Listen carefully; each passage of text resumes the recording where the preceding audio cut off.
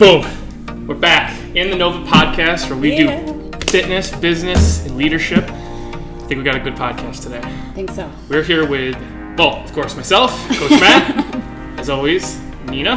Hey, everybody. And Mackenzie Piccaretto. Piccaretto. It's all good. I don't know. Did you just mess it up on purpose? No, I didn't. Well, Mackenzie.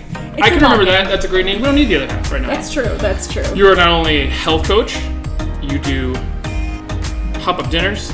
Yes. You have what appears to be a brand of tasty treats. Yes.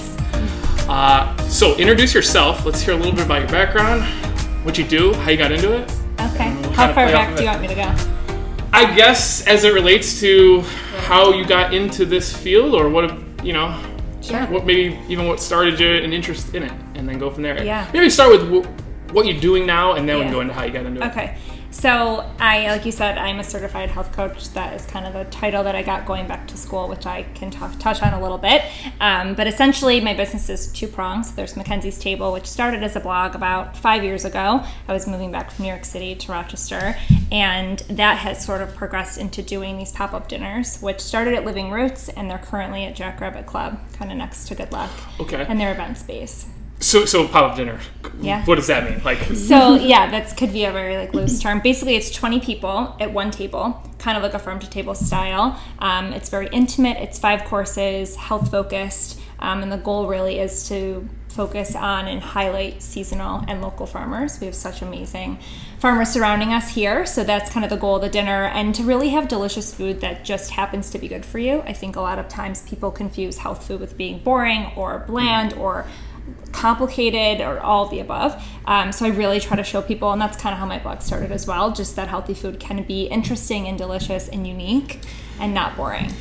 I would imagine health, and I've learned this over time, I'm not a picky eater, but a lot of people are. Yeah. And so I've learned to help clients eat more. You have to learning to cook well and take nutritious food and make it as tasty as we like. It's like learning any other skill. It's like learning to work on cars or play a new sport. Yep. You have to practice, you mess things up, you have to read, learn. And experiment, and a lot of trial and error. Yeah. So it's those have been really fun, and that's kind of and I do the same thing in home as well. So some people want to do that at their house in a smaller scale, 5 to 8 people, sometimes 2 people. And then the product business is Crosby Lane, and that launched mid-March of this year. And that's essentially my sort of toe into eventually wanting to have my own space and storefront. So it's a pickup only, I guess you would call it a ghost kitchen or virtual kitchen is what the kids are calling it these days. And so that is the menu's up a few days a week. You place an order, you come and pick up maybe 4 or 5 days later, and that's kind of on a pickup only basis. But I have another good friend who started his business that way. Really? Remember, he used to make us meals in his kitchen, and now he's got multiple stores in multiple cities. Actually be someone I could introduce you to, but anyway, that's a different topic for another time. So Crosby Lane, what kind of, these are snacks, desserts, full meals? What are we looking at? So it's there's 2 sides or 2 arms to it. There is the whole food bakery side, so a lot of no bake. The whole thing is focused around whole foods, really. So a lot of dates and nuts and nut butters, and happen to be dairy-free, gluten-free, soy-free, and refined sugar-free. So really just focused on whole foods. So the bakery side of things, even though it's bakery, a lot of things are not baked. Usually they're unbaked. And so there's vegan cheesecakes. I do a chocolate torte that are both vegan. And then on the treat side, there are things like chocolate macaroons, raw no-bake Cinny Minis, which like cinnamon rolls. And then looks there's one in here. Yes, I brought some treats for you guys. Oh, yeah. And then I do Crosby Bites, which have all different sorts of flavors, from carrot cake to almond butter and jelly to lemon, blueberry, etc. As soon as the acid reflux in my throat stops from that horrible workout we just did, I am going to eat one of those. But So that's the bakery side, and then the market side is kind of what you see, like granola, a lot of different. I do a cashew ricotta, a nacho cheese out of cashews, curried chickpea salad here, some pesto. So 2 sides. Those items are meant to be grab-and-go items that people can use in their meals on a daily basis or weekly basis. Instead of me doing like a full meal in a container for them to go home, I feel like I have less control over what that looks like by the time it gets to their house. So this is more of like work this stuff kind of almost like your condiments or sides into your week. Very good. Homemade granola. That's my favorite flavors. It can be like one of the hardest things in the world, the portion, because like... Yeah, oh yeah, you can eat the whole entire bag. Yeah. Now, you're a one-woman operation. Very true, yes. Yeah. So...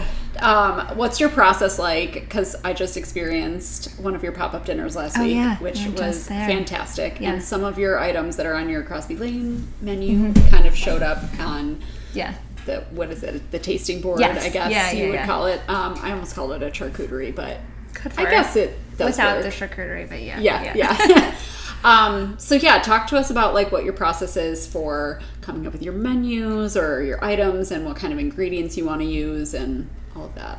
Yeah, I'm a one-woman operation, so funny side story quickly. Someone was picking up for Crosby Lane one week, and she was like, "Are you the baker?" I'm like, "Yes, I'm the baker and the IT person and the customer service, and I'm in the front and the back and all of the things." So it's just what you're doing when you start. You're doing everything yourself. So I guess when it comes to the dinners or even menus here, that's one of the things I get the most excited about is coming up with different flavor combinations or things that people will be well received or things they'll be excited about. So for the dinners, I try to look at things seasonally first. So of course we're in the best time of the year right now where everything's in season. So I will tend to look at what's in season and look at that first and then kind of how that can connect into what I'm making and then fill in the gaps.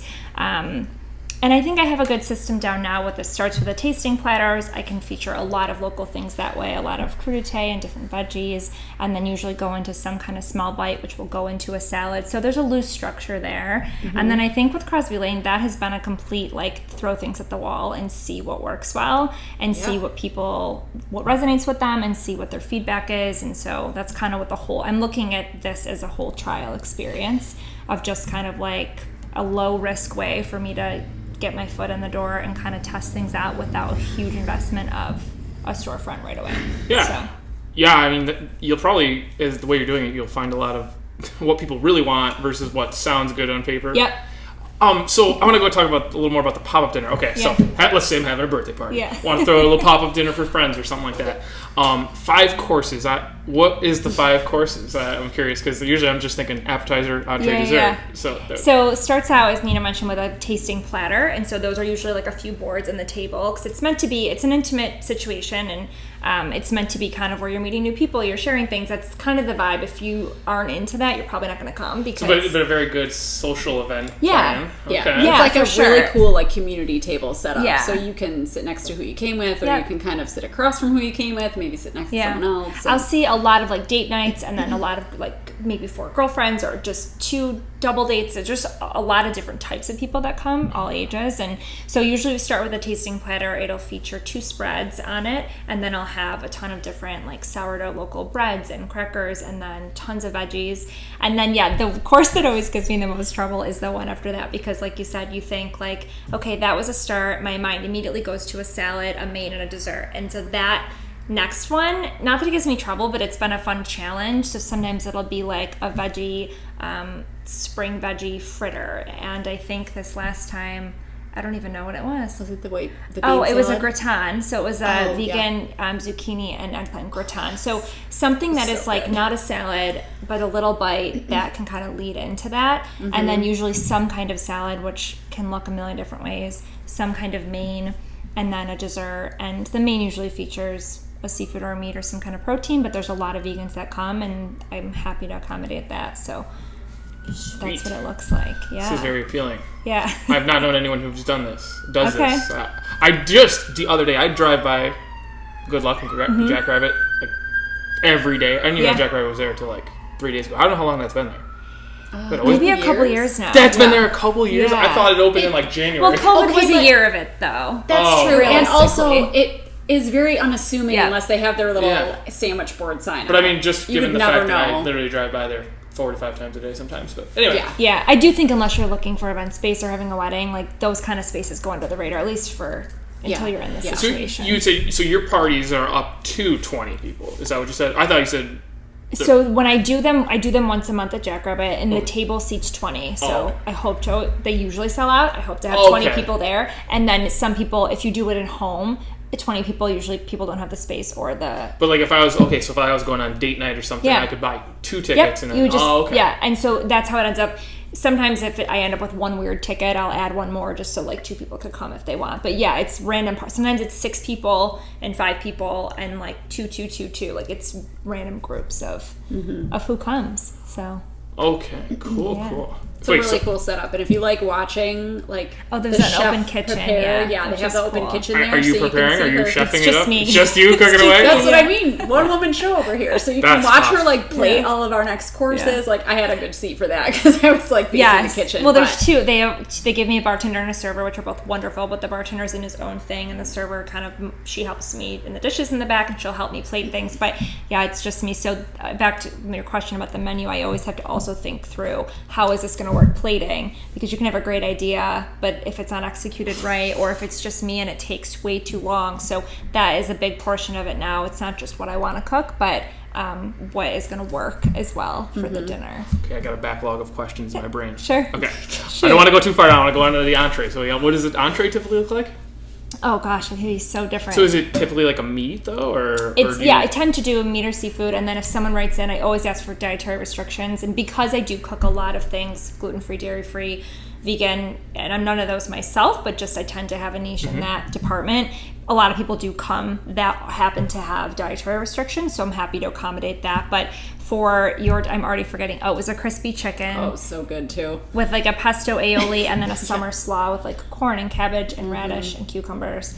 But then the last time I think there was like a red pepper vinaigrette, scallops, maybe some sauteed summer veggies, a chimichurri or something. I can't remember. But yeah, pretty like layered, and I try to bring in like the crunch, the acid, hit all the taste buds. That's what I think the best dishes are. Yeah. I mean, I have no doubt that it's probably delicious. I'm just like trying to give a feel No, to I love people the what questions. Yeah. So, and then of course, I mean, we're health centric. So, dessert. What does dessert look like? That's actually my favorite, and that's just kind liquefy some sugar and drink it. No. Yeah. But that's kind of that'd be wild. What I love about Crosby Lane and kind of what I cook a lot on my blog as well is healthy desserts. I don't want to say trick people, but I love to show people that you can have really tasty desserts that aren't going to make you feel like crap and they're not loaded with sugar. So I'll oftentimes do one of my vegan cheesecakes because those are always well received. I did a crumble this last time, so a lot of different oats and nuts on top, coconut oil and maple syrup, and then a ton of stone fruit. So a lot of times it'll be something like that. I've done like my bites in the past, but kind of cut them up.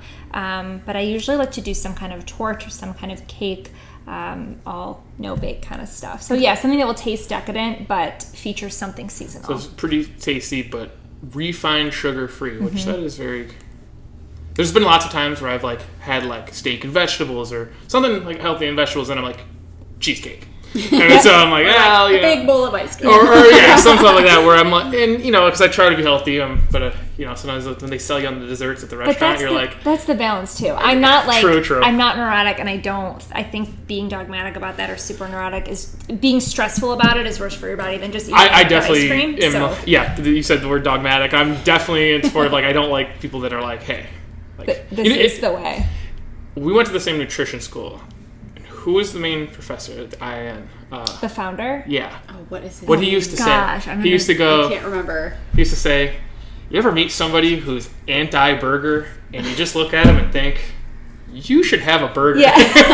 That's how some people can get, you know? I didn't know you went to IIN. So yeah. That's... I think the approach is so wonderful in that way of like, there is no one way and you have to figure that out, and it's just, and it changes too, involves, you have to give yourself permission to evolve with that too. So I tend to eat all things depending on what feels good for me, but everyone is so different. So this is meant to be an experience where, like, yes, if you go out, I oftentimes will get dessert, and I'm sure there's tons of sugar in that. It's more to kind of showcase to people, one, you can have all these things that are good for you and taste good, and also people try new things. The menu's a surprise, which I forgot to mention, so people don't know the menu ahead of time. Okay. Which is, like, brings together sort of adventurous people. So if you're super picky, it's just probably not for you, and that's okay. Yeah, sure. It's meant to be, like, you're trying new stuff. If you have an allergy, I will accommodate you, but I don't want to give the menu away ahead of time. One, because it's fun, and two, because I want the autonomy to change last minute, which I do often, like the day before, and I don't want to be stuck to it. Right. Okay, you go ahead. I was just going to ask, what about like the cocktails? Because good luck, is it good luck really that staff's the Jackrabbit They go, Club? like, I think they share stuff. Okay, because some of them work. Do you have any hand in like what kind of cocktails they're No. gonna? Okay, so, I didn't know if there was like a pairing situation. There used to be. So before COVID, they would do a pairing where they would do I have 5 courses, so they would do 3 low ABV cocktails, which is kind of cool because then you're not sloshed at the end, and they usually would incorporate some cool stuff that would go with the menu. Mm-hmm. And I think since COVID, we just hadn't done this reboot time for no reason. But it was fun to do, and also, I mean, the drinks are a la carte now, so they're pretty talented and they kind of can come up with things. He usually asks what the menu is, or he wants to know if someone wants something that kind of goes with it. Got it. But no, I don't have a hand at all. The hands are off of the bar. Just don't have one. Cool. Yeah. I feel like I would have done this a long time ago had I known about it. To be honest with you, I'm like, this is a cool idea. Well, you need to set a timer. No, listen to me. I feel like you had your lecture face on. I didn't know what was coming. I've been trying to get tickets for this damn dinner for 2 years we've been doing these now almost? Yeah. Pause for COVID, obviously. I feel like for sure. A year. I just happened. Yeah. And actually, they were kind of sold out, or maybe there was one left. I added a couple, I think. Then she added some for me, so I could go with. So you're in demand, which means you're probably good at it. Okay, this is cool. Yeah, you need to like set a timer for when you know that the menus.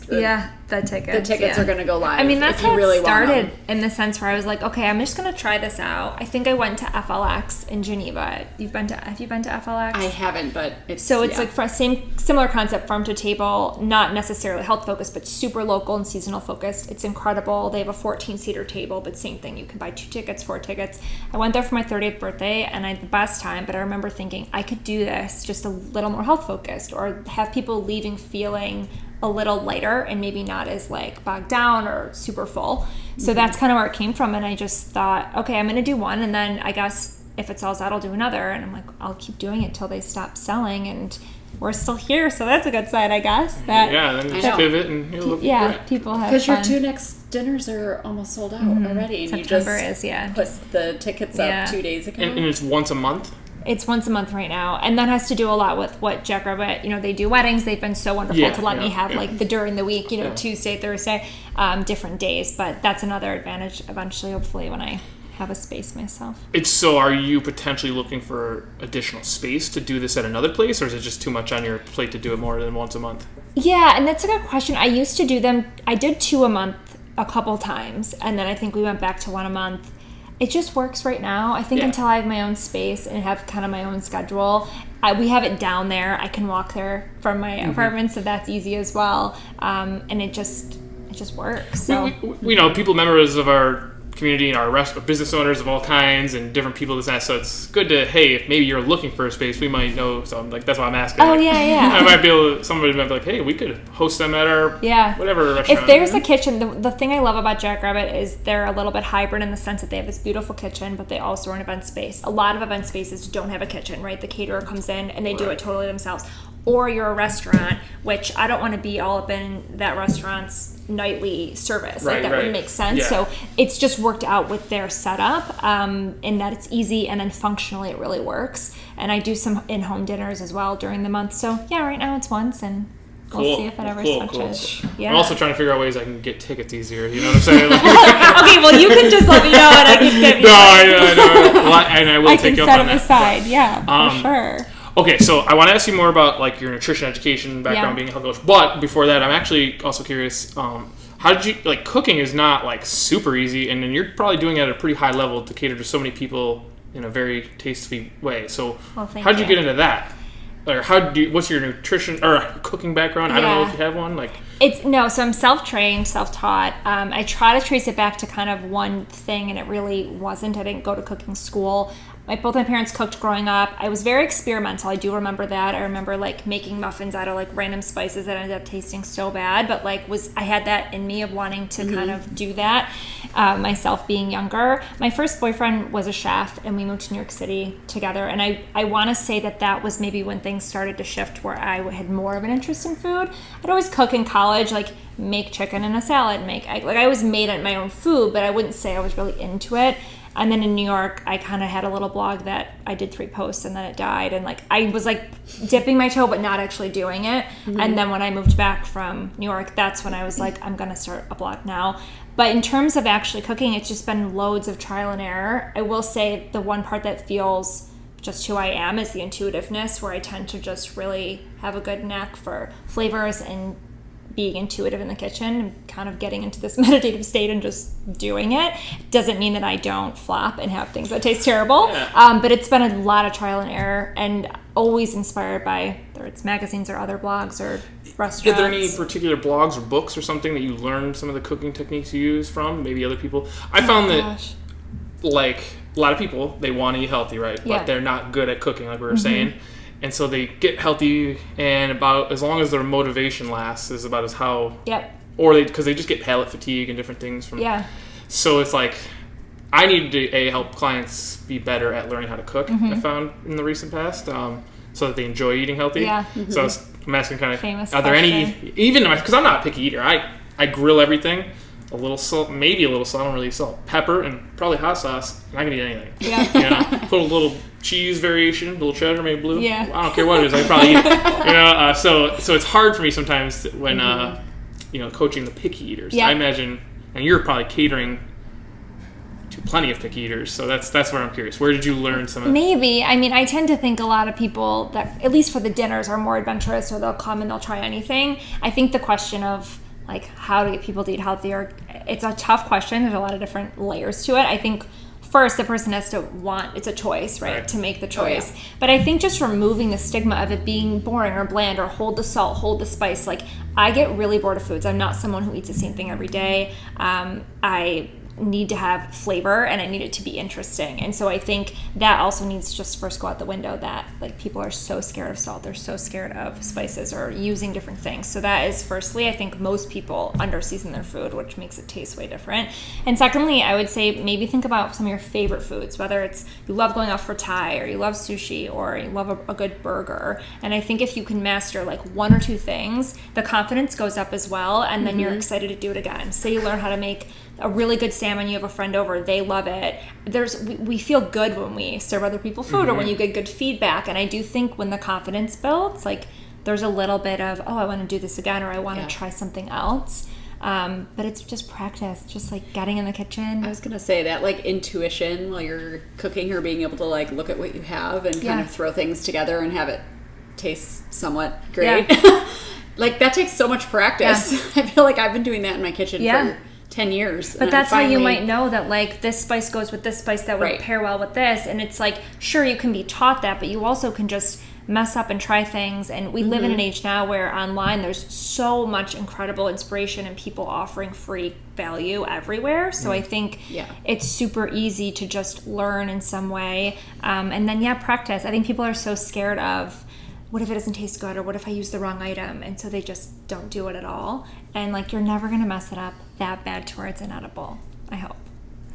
But you still, or you just suffer through it because you bought the groceries and you're gonna but you also learn, right? Like, you then are like, oh, I did that this time, or so. I just think it's a practice, and one, wanting to eat healthy, and then people can maybe open their eyes to the fact that you can still eat. Like, you can be really satiated and fulfilled and not feel deprived. Like, I think if you're deprived, like, you're doing it wrong. Right. Yeah. Bottom line. It is that kind of, sometimes that mentality of, I do not have to do this. Like, I don't have to be healthy. I want to be healthy. And it changes the way you look at the process of stuff. Like, sometimes even, I don't know how much coaching or not you do with, like, the macro counting and stuff like that. Counting macros is, like, an annoying pain in the butt at first, and then you kind of learn what foods have what in them, what's good, what's bad, and it kind of just becomes, like, intuitive after a while. But, like, a person has to kind of be annoyed by the counting process, like, you know, doing a little macro calculator, weighing and measuring for, like, a few weeks, or maybe off and on throughout the year, a few weeks at a time, just to kind of keep level. But and I don't even know macros at all. Like, I know none of it. And so that's interesting too, where there's so many different approaches. Like, I think that works for people, and nothing is right or wrong. It's just what works for macros you. In particular, I think, is important depending on your specific goal. Like, if it's like, hey, I'm 50, 60, 100 pounds overweight, hey, I am going to perform at the highest level at this sport, or whatever, or, you know, you have aesthetic goals you want. 100%. But I don't count macros, like, meticulously. Like, I'm not, like we said earlier, dogmatic about it. But, you know, I do try to, like, check in and be like, I've been eating like this so-and-so. How much is in this? I've been eating this a lot. And, I think it's interesting. It's something I've even, again, I don't have a specific goal in mind. It's more just feeling good. But I have been interested even lately of like, okay, how much fiber am I eating? And not from a calorie standpoint, which I don't really agree with at all, but from the standpoint of how much fiber or protein or fats are you eating? So I do think it's interesting. And in terms of the coaching, I never actually ended up going into kind of a coaching setting. Okay. That's what... And I loved the program so much. Yeah, a lot of people don't exactly do it. Yeah, but I thought I was going to do that, and I remember like creating the forms and business cards, and my gut was just kind of like, I don't feel pulled to do that. I loved more of the teaching and the workshops and the blogs and teaching in kind of a group setting or through the internet versus like the one-on-one just didn't call to me. So yeah, I didn't end up. It's just coaching in a different way, Mackenzie. Sure, yeah. I didn't want to, and not even, of course coaches are needed and so wonderful. I felt like my own, not annoyance, but I was like, I don't really want to handhold, and not that's what it was, but people deserve coaches that are 100% like, this is what I want to do. Yeah.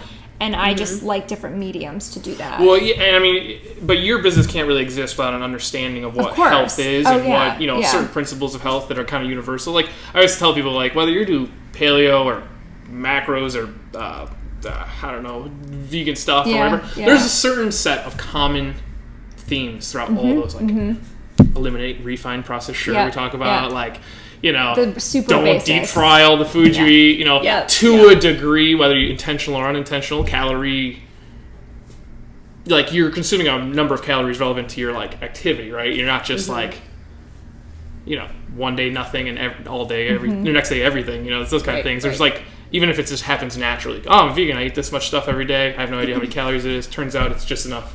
Right. Or whatever. Yeah. Or like, hey, I'm playing Division I sport. Yeah. I need to eat this many calories so I can recover and perform again tomorrow. So. Yeah, sure. But yeah. So, anyways, I was just trying to say your niche business can't really exist without understanding, and so the fact that you have such a nutrition background is very good. Yeah, my mom's a naturopath, so I grew up in a very kind of health-centered world before it was, like, organic wasn't a thing, and it was, like, weird. Like, she tells a story, I came home in second grade crying because I was the only one with brown bread in my class. Oh. And it's, like, funny even thinking back that was a weird thing, or I just remember feeling, it wasn't, like, ostracized with plenty of friends, it wasn't, like, that, but there was a sense of, this is different, or I had like sprouts on my sandwich, or we weren't having, and she wasn't neurotic again, we still had like frozen fish sticks, but we weren't allowed to have like colorings, and we didn't have the candies, and she was just aware of those things. So growing up in that world and having to take liquid herbs with breakfast, and like I had an awareness of it already. And so I think when I went to IIN, I really felt like I wanted another layer of like, sure, I have this, like I have some knowledge from my mom and from my own experience, but if I'm going to go do more of this, I want to feel like I have more than a baseline, and just I learned so much from that program. That's fun. Yeah, I think my background, like when I was growing up, we were fed super healthy, like from the garden. Oh, yeah, huge garden with all the vegetables. I grew up on a farm, Grew up on a farm, like dairy farm, right? But we're poor. That's the reason we grew all our own vegetables, because it was cheaper than going to the store to buy them. Like, so we can stuff and ourselves, we freeze it and this, that, and thaw and eat it all winter and everything like that. But looking back, it was like, that's like what people wish they had access to every day. And like, we ate it because it was like the most convenient thing to feed our family. Or like, my mom would cook things like in bulk that were like chili, which, from cows we raised, maybe some beans or something from the store, but it was like simple stuff that was very nutritious, and you could eat a ton of it. And plus we were working on a farm, so labor. But that's amazing, because now when you don't have either the money or the access to places, like then you're suffering and you're eating the processed stuff because you don't have the access. Yeah. And in that case, it worked in your favor of being on a farm, knowing how to farm, and having the access to that. Yeah, and that's a topic if you guys want to talk about it. Like, I do think there's a massive problem with, like, the cheapest things are typically 100%. The worst things for you. Go like, down such a big rabbit hole with that one. Yeah. It's wild. And so, like, basically the poorer you are, the harder it is to be healthy. And I don't know if that's entirely true if you really broke it down, but it's very, very impractical. Like, if you had an apple and 2 eggs for breakfast every day, like, that's not a great meal, but it's a very affordable meal. It's like not ideal. I do think there are parts, like you were saying, if you broke it down, you could show someone maybe how to do that. I think it's one, maybe access, depending if you live in a food desert or somewhere where you legitimately don't have access to a great store. And then 2, just the knowledge. Like, most people might not even know what that looks like or how much that would be. And so the easy thing is, whether it's fast food or processed stuff, it's just, it's the cheapest, it's subsidized, it's just, it's a very complex issue. All right. Well, I don't want to go too far down the belligerent rabbit hole because it just sometimes it frustrates me. Like it's unfair. Very frustrating. But I would say that if a person truly, really wanted to, if they were committed enough to the purpose of being healthier, or especially when it comes to raising kids a little healthier, you could, although not practical, not very easy, you could still affordably, on a very low budget, eat healthy and nutritious. That could be a topic we do a different podcast on, how to. Yeah, I think there's easy swaps people can make, right? It doesn't have to be all or nothing. I think some people think they have to either buy all organic or it's kind of just like scrap the whole thing. And it couldn't be further from the truth. There's, whether it's oils or simple things people can swap, or looking at the Clean 15 Dirty Dozen list that the EWG puts That's literally our nutrition topic today on the... Yeah, it's just like there are some things to know. It's like if you're going to spend your money, spend it on good quality meats before you're going to buy organic cow. Like, buy good quality chicken, or know the farmer, or buy organic. So there's some simple things I think that can empower people to feel that they're making better choices without being an all or nothing approach. Yeah. Oh, yeah. That is definitely in its own rabbit hole. Okay. Yeah, because there's not a straight answer, It's very complex. And it's complicated, too, because, like, when you get into, the family situation, if it's just you and I, and, like, if it's just me, and I'm like, yeah, I don't have a lot of money, but I want to be healthier. I'm just myself. Yep. But if you're very different, mom and dad on a very tight, stressed budget, and you've got 2 to 3 kids, that's and then you got kids who want to be picky. That could be a very complicated topic and a very complicated situation. Yeah. But not impossible. Survive, really. And there is, I do believe, the philosophy that parents are the gatekeepers to their children's health. And unhealthy children is a reflection on unhealthy parents. But sorry, people, do better. I don't. Hard, tough love. It is the truth. Yeah, I mean, kids only know what they know, and I actually think also some adults too. I'm thankful the way I grew up, and now there's so much information out there, so there isn't as much of an excuse because you can look up and figure things out. But I think a lot of people don't. Do you ever? Yeah. So I think about that sometimes. We're like, we have more access to more information than ever before, yet the health crisis doesn't seem to get any better. We start to actually see I see to some degree the health extremes. The fit and healthy are fitter and healthier than they've ever been, and then the extremes of sickness and like personal neglect to a degree is probably more rampant than ever. Like if you travel, like I just got back from vacation. I mean, going through airports and stuff, you just see people and you go, what the or just I'm on like these hiking trips and I'm looking at some of these people and I'm like, is this even enjoyable for you? Like why are you doing this vacation? Like and I don't mean to say that in like a mean way, but I am just a little baffled. Like we're hiking a mountain. I do CrossFit 5 days a week and I'm really tired. Are you gonna be okay going up this hill? Or just through the airport? I don't know, but I think the amount of information, there should be more. There's so much available that I think can also be debilitating for people. And overwhelming. There's that too. But again, I think it's all choice. It's all choice to whether you want to grab a book or ask someone or Google something. I think it's a choice. Do you have any favorite nutrition books, health books, cooking books even? I have a lot of cookbooks, but frankly, I feel like most of my inspiration and what I look to is on the internet now, which I wish I like the tangible. So I buy cookbooks because one, they're beautiful to look at, and I do get inspiration if I'm kind of in a rut. I'll scan through, but I will say I do not cook from them. I would say I cook from the 5% of even the time at all. A lot of it's just online. People that I enjoy to follow, or different blogs. Anyone in particular? Oh my god, I wish I could remember right now. Bon Appetit in general, I'm always inspired by. I love magazines. I've always loved magazines, so I still get theirs, and I get excited every single month. Their visuals and everything, though. Yes, even and if that's you half don't of it too. Make the recipe, you're like, that looks beautiful, and I can sort of tell what's in it. So I'm inspired. I've loved some with the blog, some of the food photography, and that I think I also get drawn to just the images and how creative that they are. There's just so many inspiring people on the internet.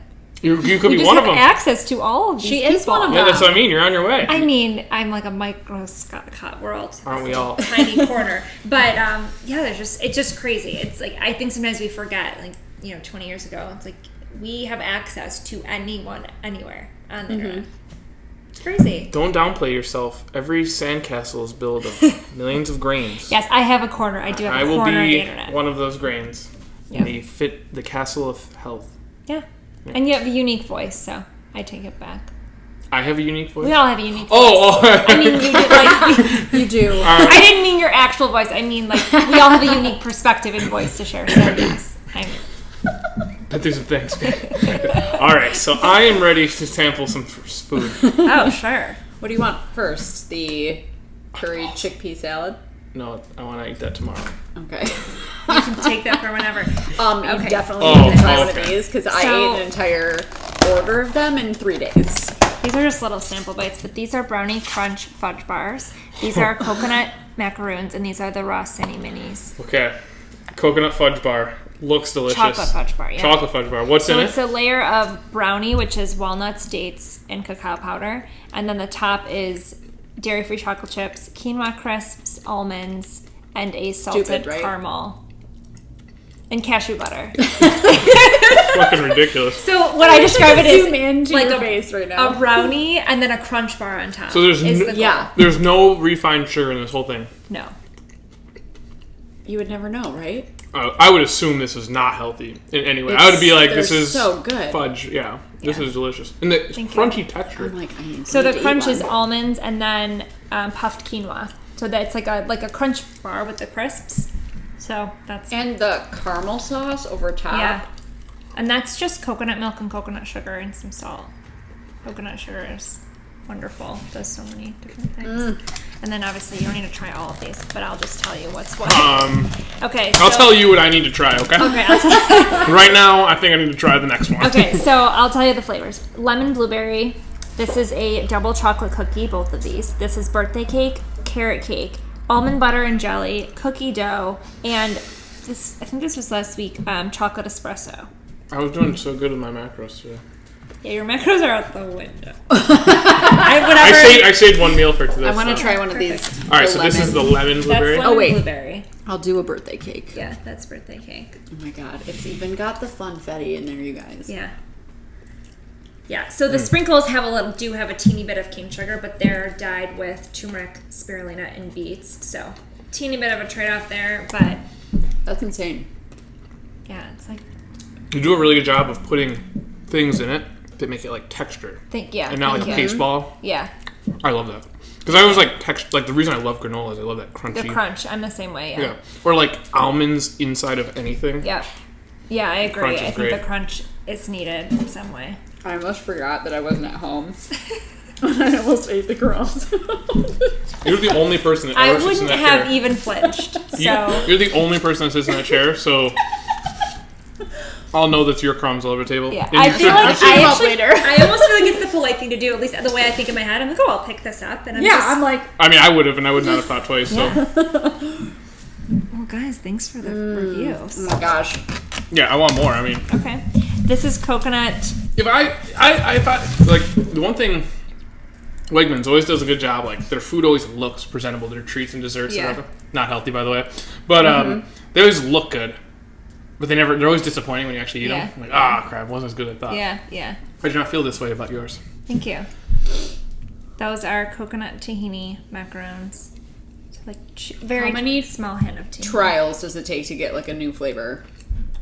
Like, good enough to be like... To be really honest, I don't really test them at this point ahead of time.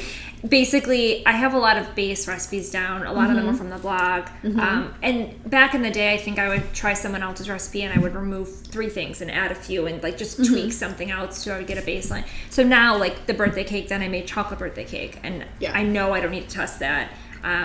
But yeah, most times I will think of a flavor, put it on the menu, sell it, and then I'll just know I'll make it that day and make it up. Because, I don't know. And the thing with these, when they're no bake, like... If I'm not loving it, I can always adjust in some way. But for the most part, I have enough framework recipes where, like, for example, the almond butter and jelly are date-based. And then the one you just had is cashew butter based, and the same with yours. So they're either going to be a nut butter based or they're going to be date based. Sometimes they have both. I can tell the cashew. Yeah, now that you said that, I'm like, there's some kind of I was like, this tastes good, but what is that flavor? Yeah, it's cashew butter. Yeah. So they're either, and I will mix the two, but the dates will tend to be super sticky. They'll add the sweetness, and then in the other hand, it'll be a nut butter and then some maple syrup, and that's how the sweetness comes in. So it's those two kind of styles, and the dates are just a little more dense and chewy, but it adds something different to each one. And I would say if a person can manage to not just eat the entire thing. It's really freaking hard. That might be a lot to ask. These are great. Like, there's no difference. I mean, maybe there's a difference in, like, the nutritional content, but these are just as sweet and tasty as any and that's dessert the goal. you would have. Yeah, like, I can personally attest for the fact. Okay, when I ordered, I got the crunch bars and the nacho cheese sauce. Oh, yeah. These freaking fudge bars. They were... Obviously, the nacho cheese sauce lasted longer because you can't consume it right. such quantities. Some people tell me they like stick things in the back of their freezer, so like one, their family doesn't get it, or they don't get it, and I'm like, that's the ultimate review. How well are these treats to keep? So they will keep in the fridge up to like 3. Like, I tell people that these can stay in the fridge up to a week. They can stay in the fridge a few weeks, but you can freeze them for up to like 2 months. So that's kind of... they just got to dry out after that? Or they actually stay better in the freezer, so I'll tell people if you're not going to consume them in, like, the first 10 days, just freeze them. Not consuming them in 10 days. Like, just for the record, like... Yeah, if you got that tray, you're having at least 2 a day, minimum. If you're one of those people and you're listening, like, I want you on the podcast to know about your moderator skills, because your self-discipline and your, you know... Well, they thaw from the freezer in just a couple minutes, so I tell people keep them in the freezer. They actually dry out last if you want to keep them there. But yes, some people great frozen, to be honest. I like them frozen. A lot of people will buy them weekly, and like I've had a lot of nurses and people that are just on the go because it's just a great, whether it's your sweet at the end of the night or it's your like snack hold you over, or you have 3 because you want after every meal. That's what gets me. A lot of times I like that sweet tooth thing at the end of the night, like a little comfort food right for bed. Way. Almost after every meal, sometimes lunch. And it's usually a bite of dark chocolate or something simple, but I do crave the sweet after the savory, and it's a great option where it feels like a little like donut hole almost, but it's not going to make you feel like immediate crap. Oh my goodness. You know, so just out of curiosity, so we cover a lot of things here, not just like obviously fitness, health, things like that. Like, but you're basically an entrepreneur yourself, right? So, is there like anything you've learned about just the business of? Oh my god! Figuring this out, things. like I will say with Crosby, so with Mackenzie's Table, I always usually had a day job, and I gotta have one more. I literally am like, I want one of those sitting things. Oh yeah, you haven't tried them because I haven't tried them. Yeah, try them. So with Mackenzie's Table, I always had. This is ridiculous. I'm sorry, I don't mean to interrupt again. This is the best. This is really good. That's a lot of people's favorites. Thank you. Okay, now I'm done. I'm sorry. Okay. So I always had some kind of day job for the most part with Mackenzie's Table. So it was always like a side gig. I started doing the dinners. And then she's hiding them all. Sorry, I'm having trouble. And then for Crosby Lane, that's one of the reasons why I wanted to do this kind of low risk trial period, because I realized even if I had great recipes, great food, great branding, a great name, if you're not making money, it doesn't matter, right? Mm-hmm. So the biggest learning curve I've had to learn is the food costing of where to source things, how to get that in, how to price things, what the food costs look like. So that has been the greatest, I think, so far, besides the multitasking and all that. How does this taste straight like a pecan swirl, like a Little Debbie's pecan swirl? I'm not even kidding. It's my boyfriend's favorite. He like pops them like chips, like one at a time. Like, did you even taste that? That's insane. I was gonna try to like moderate out. I'm like, all right, no, don't eat anymore. Now I gotta try to give everyone. You have to try this any minute if you're gonna try something. Yeah, it's so good. I don't even like cinnamon rolls, but I bet this Sorry, I totally like. Yeah, oh, it's all good. That answer for you. But you don't even like. That's interesting. You don't even like cinnamon rolls? They're okay. Okay, so this will be an interesting review from you then. If you think cinnamon rolls are okay, then you might. I mean, this tastes exactly like a cinnamon roll. Better than whatever Little Debbie. What are you talking about? It's just like when you like nostalgia a little bite bit. into something, you're like, oh my god, I'm like transported back in though. time. Mm. Yeah, it's really, really freaking good. But yeah, you know, some people just love cinnamon rolls. They're okay. Yeah, that's the thing. I mean, if it's not your thing, then you won't be your favorite. This is good. What's even in this? Why do I taste butter? Because there's obviously no, there's not. Coconut butter is the icing, which might give you a little something. But the dough is essentially dates, cashews, almond flour, maple syrup, coconut oil, vanilla, and salt. That's it. And then it gets just my rolled taste out. buds like playing tricks on me because my brain The combo, is like transporting me. yeah. And the inside is just cinnamon, coconut sugar, and some maple, and the coconut butter. But it so really mimics like a actual cinnamon roll. These are ridiculously good, perfectly good desserts. Like I would never know these were not. Yeah. Like loaded with crap. That's the favorite. I would assume they were just loaded with sugar because. Yep. Yeah. Well, when like man, sugar's sugar to a degree, but agree. Yes, like there's still treats, right? Yeah. This isn't like you're having 5, but there's a lot more nutrition in this. This isn't broccoli salad. You know? This isn't like have 5 of these for lunch, but that's what I try to tell people. Like again, sugar, but maple syrup and dates have a lot more nutrition in them than white sugar ever would. But the best kind of reviews are when like wives will come pick up, or it doesn't be a wife, anyone, and they're just like, I gave them to my husband, he didn't even know. And because not that men are more hesitant, but a lot of times just like, no, I want the cookie, or like, I don't want your healthy thing, you know? Yeah. But the best review, they come back and they're like, he told me to order more, and I'm like, yes. I like showing people that it doesn't have to be one or the other. I'll be honest, I was a little afraid. I was like, what if this girl's stuff sucks? Yeah. I'm gonna like have to be nice and respectful, I love but that I was like, it's true. It's a possibility. Well, I was like, I mean, I understand some healthy, because you know, my wife throws together stuff like this, and sometimes they're great. Like she gets it right, and then sometimes she tries different ingredients, and I'm kind of like, nah, it's healthy, you know, it's tasty, but that's not great.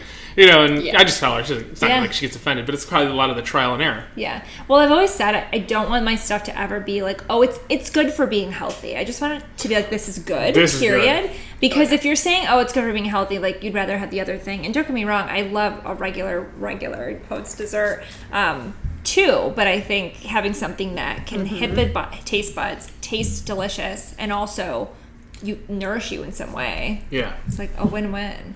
Really wonderful. All right, we got eating too much of the sugar, these tasty treats is getting us off topic. Oh, so I was asking about entrepreneurship. Mm-hmm. Oh yes. Yep. Okay. Where did I leave off? Yeah, I have no idea where we left off, to be honest. But I'm sorry. Oh, it's okay. I was talking about the food costing with Crosby Lane. So that's been the biggest lesson with this venture so far. First, the sourcing. I remember I just made this huge Excel sheet being like, these are the ingredients I know I need. Done a ton of Googling on where I can get them, and then what's the best price per pound, and where is that from, and shipping costs, and all of that. So that's been a really just like challenging part of it. That is. But that's the main part of it, you know, and learning, like, getting QuickBooks and feeling like an adult and learning, like... There's like, people who have whole careers that do that for big companies. Yeah, 100%. I mean, and of course, it's still a very small micro business. It's just me. But even just on the back end, seeing what the expenses are. Right. What the expenses are, what the costs are, what the profit is on certain weeks. So, really, I'm using this first year as a really big, like... It's all just data that I'm collecting and learning about it, and it's a big trial. So we'll see where it goes from there. But well, you've got the product quality right. I look forward to trying this granola. I'll probably have a little snack of it tomorrow with breakfast. Some milk. Yeah, with some almond milk. That's the way I like to eat granola. That's my favorite way to have it. I'd do it. Yeah. I'll just pretend it's like I'll just base the macros off of another brand that I know or something. I know. So that's the other thing, too. Some people ask for nutrition information, and because it's not on a store shelf, I don't have to have the label. And it's two-pronged. I totally respect people that are tracking things. I am more of someone that just doesn't do that or promote that. I'm more of like, follow and eat the way you need to eat. But I also understand, like, I do look at sugar on a label. I won't look at calories, and I'm not looking at other things, but I do look at sugar. So I have started to calculate. They won't be on there, but just so I have it if people ask. Yeah, like, and like some of the most health-conscious people that would be totally interested in some of your products might be the people that are also like, I really want to know. You know, that way, because like I think of it, I go, well, if I have a whole cup of that with my almond milk, like how much of protein and carb is that for the day? Because I can eat like a lot, and if I don't just keep myself in check to a degree, I have no problem gaining weight, things like that. So, right, and I list all the ingredients, but same thing of like, I get that wanting to understand, and not even from a neurotic standpoint, just wanting to understand whether you do track something or just what a serving is or what that looks like. So I don't know. The reason I don't print it out is, one, because a lot of the packaging is small, and two, because the flavors do change so much. And so I didn't want to have to, like, I don't have a printing company in my kitchen. That'll be one of the jobs for your new employee.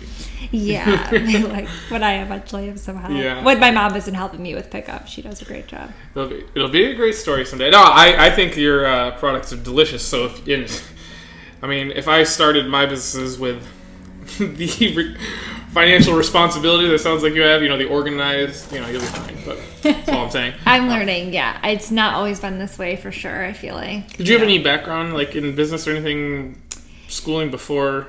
I mean, I have my MBA and I went to undergrad for marketing. So I have those credentials. But to be completely honest, I feel like I look at it differently than I did then. Meaning like my MBA, it's not for everyone. It is for some people. Mm-hmm. I feel like I learned everything just after an experience, and it's not to knock that. I just think I did it as a challenge. I wanted to get one and say I have it, which is fine. But in reality, I feel like all the case studies and the schools, I don't remember anything. And maybe, of course, it somehow contributed to who I am, but I think most of it is probably just through experience after that. And yeah, I've always had an entrepreneur spirit or wanting to do my own thing and kind of just not knowing what that was going to look like. So trying it out. Very good. Yeah. It's been fun following along your journey. Oh, yeah, thanks. I know, it's been a while. I know. Well, since we met. I don't even remember how I feel like we were like ships passing. You were moving back from you were New in York, Connecticut, and I was moving to Connecticut, and then we became Insta friends. Was that through Athleta? Yeah. And like Jen. Okay. Mm-hmm. I was remembering how we I know, and then it turns out we have like all these common people. As always.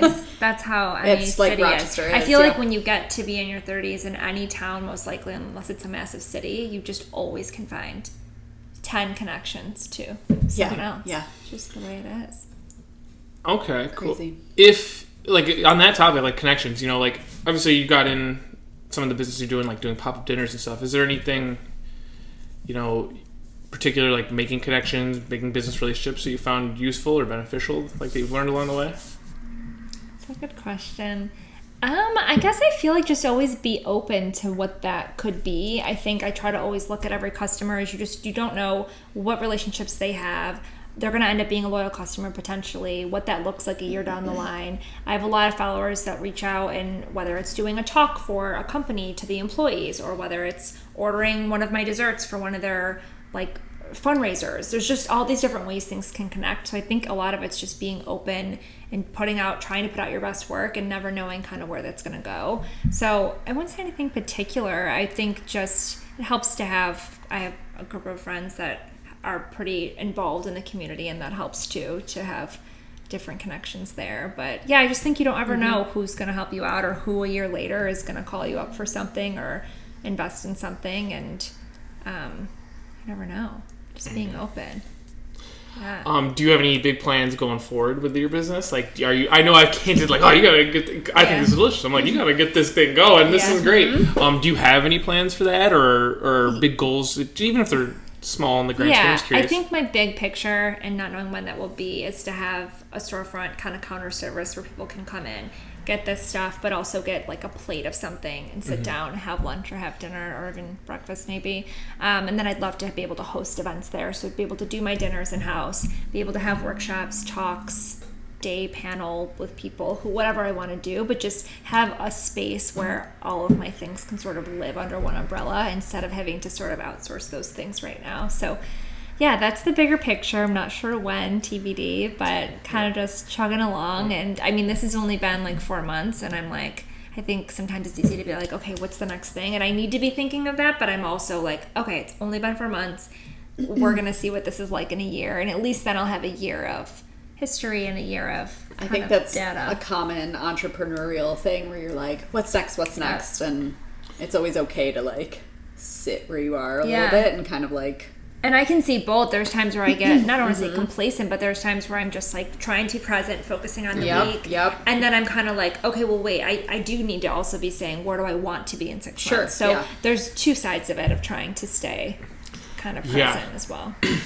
In the last 6-ish, well, even, I've been in the fitness business for like 10 years, but like, sometimes I just think, it's like Monday to Saturday, and then like, I'm trying to learn and educate and, practice, and all of a sudden you look back and it's like 2 years went by and you're like, in all the things that happen, the good, the bad, the ups and downs, but you look back and you go, if everything's like this, like, you know, just take whatever August of last year was. Yeah. For better or worse at that time. The things I've learned, or, you know, in 1 year. Imagine what you'll know 1 year from now. Or, like, you know, imagine when you come to do our podcast again and you're talking about how your business is growing and we're not in this weird room that's like got some strange shelf and a half painted wall.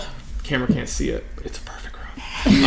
But you know what I mean? It's like, it is funny how time can sometimes feel slow or week to week, but then all of a sudden, like, so much can happen even in 6 months. Like, so much. And so time flies, but a lot can happen. Especially if you have, like, the growth mindset. You're talking about, like, you never know who the next person's going to be, or the next customer is going to be. And I think that's, like, that open-mindedness, whether you're in any business, is like, you never know who's going to come to the door next. You just have to be your best. Yeah. You know, and be genuine, honest, and, you know, I think you mentioned it before, you know, sometimes for some people your product isn't for them. Yeah, and that's, I don't think you can or should want to be for everyone. I think otherwise then you're talking to no one. I think you have to have a niche there. And I mean, even with this business, I wasn't planning on having a ghost kitchen for pickup. My friend just works for the landlords and she's like, hey, there's a kitchen in this building, it's available. And I was like, I guess I'll look at it. And it just, I already was a little defensive, like, well, no, it's not what I'm gonna do, you know. And it's just funny because you can be we all can be narrow-minded somewhat, or just at least like tunnel vision, you know, like, no, I'm gonna have the full thing.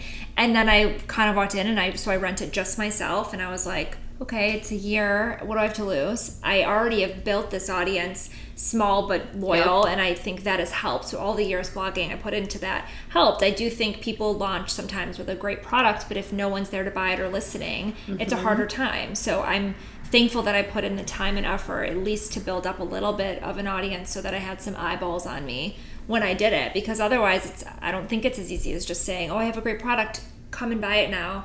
But sometimes it's like who you're talking to. Yeah. So that fell in my lap just by being open and kind of just saying, all right, this is the next easy. I think when things happen easily and they do just kind of fall in that way, that it's a good sign. Yeah. I remember before I was a personal trainer or like a health coach or any of that, like I used to think that like personal trainers or health coaches were like, you have to be so smart. You have to know everything about everything. And like, you don't really, like, I mean, it helps if you know stuff, but like you just need to have like the genuine like intentions of helping people, and you figure it out on the go. Like I used to work in a different field, like I never meant to have this job, and it just became a thing. And then at some point along the way I was like, all right, this is what I'm going to do with my life. And then like other things come and go. It's just I think the interpersonal skills or those kind of things matter the most, of having an open mindset and being positive and being a connector, all those things, because I think the education or the skills or the actual nitty-gritty, just like you can learn all of that. And I think the greatest skill is the ability to learn. But you also can't teach someone how to be good with people or make someone feel comfortable or have a certain charisma. Like you just can't. And sure, you can get better at that stuff, but I do think that takes you further than being the smartest person in the room. Like everyone's just figuring it out. I think no one fully knows. There are people far, far, far smarter than me that don't do the job they want. Right, yeah. Because they, I don't know, like that it factor or whatever. Yeah. Or they're stopped by some reason, or fear. We all have fear. It's more of just the people choosing to figure it out. And then those that say, I wish I would have done this. And I think that's what drives me a lot of the time, is I don't want to look back and have regrets, which sounds cliche, but it's just the truth. Like, I'm willing to make mistakes, but I am afraid of like regretting not doing things I could have done. Yeah. And or so being I'd rather fail at things than not try them. It's like, okay, that's the alternative, right? So it can be scary sometimes, but what's the alternative? Having kind of a like super predictable life, which I don't think it sounds fun. Boring. Yeah. It's like when people say the term like settle down. I'm always like, I mean, right, like does that sound I don't know about that. I'm like, I'm not really a settle down person. I mean, I'm married and like life is good and this and that. But why does it have to mean settling down? I'm not like calming down for no one. I'm the way I am. But it is funny how that's like synonymous with the marriage or whatever you're doing. Really, it's like, why are we? I don't even like the word settling. It's like, why are we settling down to what? To never get up again? Like, what are we? I know. What are we settling down? And that's why you see people that just get bored and like I don't know. I guess semi-depressed or just not motivated, and just the routine of life is too much. I don't know, but Or you lose a little of, I think, your purpose, or what if you don't feel like you have purpose in your day, it's kind of like, why are you getting up?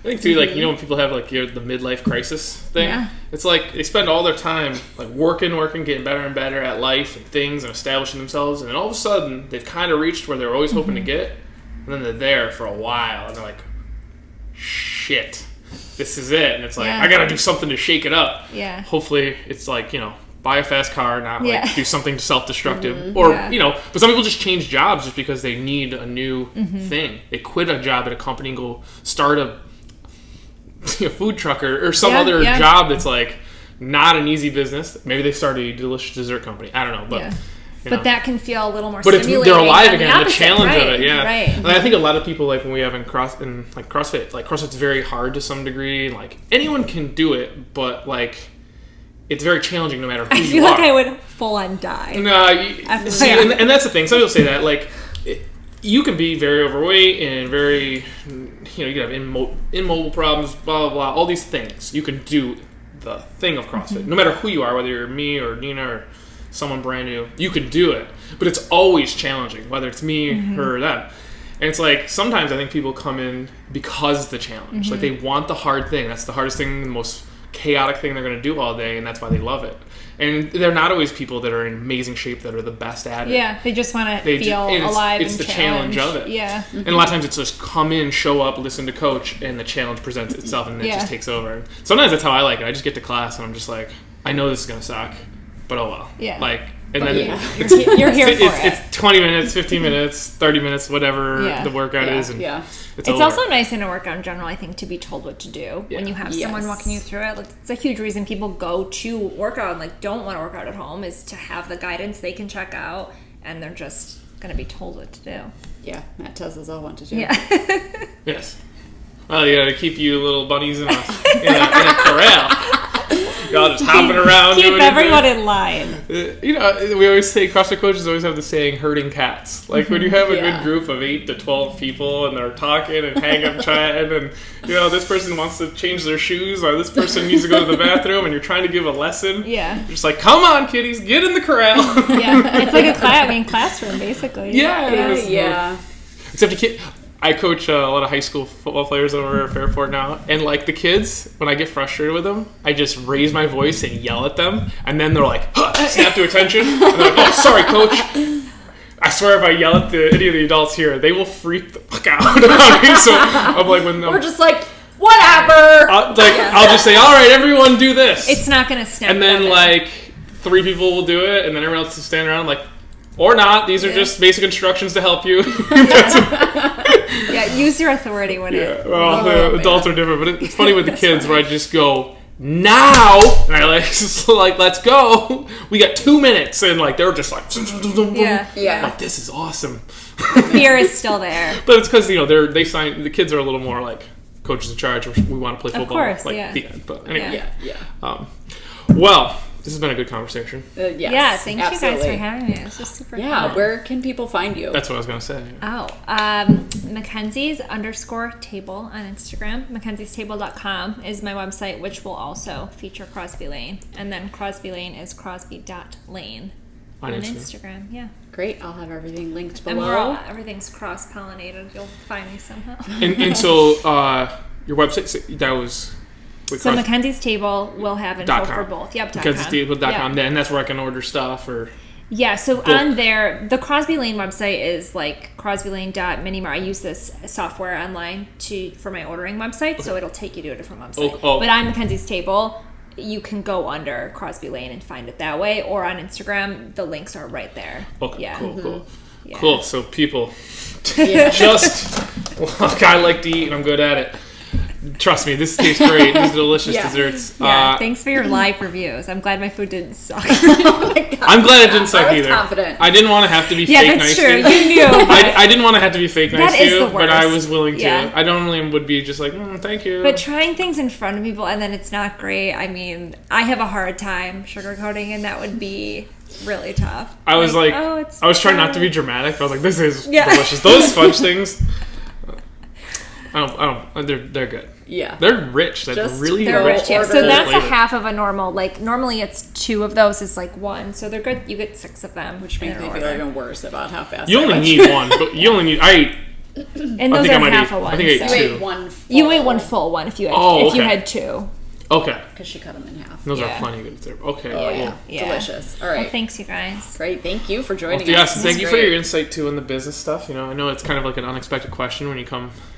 No, that's a huge part of it. I think it's a disservice to not chat about that because that's the back of it, you know. And we on our podcast right now, we're always looking for people that are like in the health space to some degree, you know, whether it be chiropractors or you know, people that cook like you, and you know, but there are certain universal things about like business, fitness, just healthy life, and we like to hear people's different perspectives, different like insights, you know, from different fields.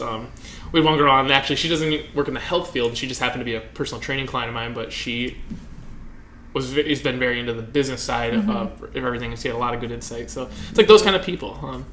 Yeah, you get little nuggets, I think, or point of views from everyone, and that's just why I listen to so many when I'm in my kitchen all day, because it can be isolating. You know, it's literally just me, and I listen to so many podcasts. Some days I feel like I go through 5. And it's like I do the same it's thing. The best. Yeah, but you get in the zone, and I feel like it's one of my favorite ways to learn. Is just like someone's talking to you, you're hearing a really good interview, you're getting little pieces of info, and it's awesome. One of the things I used to do like almost full time in the summer was paint houses, believe it or not, and like while also running this gym and training people. But I would listen to so many books and so many good podcasts. And it would just be like the whole time I'm painting, it's monotonous manual labor, but it's like I'd be thinking about stuff. I'd come up with ideas for things just from having that. You know, it's like solitude. passive listening in some way. And when I lived in New York City, I had much more time commuting, and I found being back here when I wasn't in my car as much or wasn't walking as much to get places, I didn't have as much time. So now in my kitchen, it's kind of a nice time where I feel like I can get them all in. Any particular podcasts you recommend? Oh yeah, I have many favorites. Give us your top 2 to 3. Okay, I'll give you 3. Organic Olivia, which I don't know if you follow her. I have not listened in a long time, but I do incredible. love her. She's an herbalist, has her own line, and she interviews such interesting people. She's also just a fantastic interviewer. There's a lot of different styles. I love her for kind of health stuff. I love Armchair Expert with Dax Shepard. Well, I know I was just listening to that a couple weeks ago. I stumbled on it through I gotta go back. Lauren's been trying to get me to listen to that one for a while. They're one of the top Armchair Expert. I think whoever their guest was is how I got to them. Okay, I can't remember who it was. Now I gotta go back. But. It's super conversational. They interview everyone. I mean, they've had on Barack Obama and like Prince Harry, but then they've also had on like a really smart psychiatrist from like Harvard who I've never heard of. So they have a really vast range. It's very conversational. They go off on tangents, but I just adore them. It's him and his friend Monica, who also co-hosts. So I'd say those are 2 of my favorites. I also love Glennon Doyle. Yeah, she's just like my North Star for everything in life. And that's more like life stuff, where it's like whether it's emotional stuff or family or relationships. She's an author that I love, and she just came out with a podcast. So. Stop 3. Yeah. All right. That's great. Got some podcasts. I'll just list off all 12. Link the recommendations below too. Oh yeah. Cool. Well, thank you again for coming in. Thanks, you guys. We will enjoy the rest of your goodies. hopefully do it again someday. Sure. This has been In the KNOVA Podcast.